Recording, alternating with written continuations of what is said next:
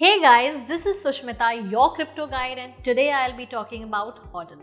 The term HODL originated as the misspelling of the word hold.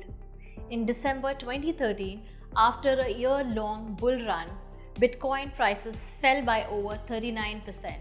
On December 18, 2013, a trader with a username GameQB posted on a Bitcoin talk forum, "I am HODLing," referring to his decision to simply hold his Bitcoin from there on. Ever since, HODL has become a market call for holding out their coins.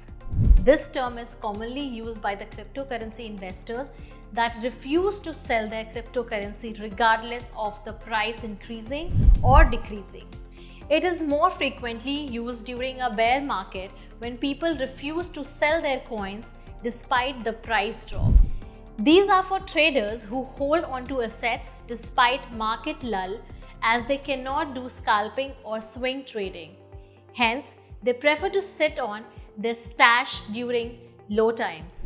HODL was later retrofitted to be an acronym or a backronym for hold on for dear life, and refers to not selling even during strong market volatility and poor market performance. Later on, an informal amalgamation of HODL and build gave the word BIDL, which is a call to action to propagate and build the crypto network. So this was HODL.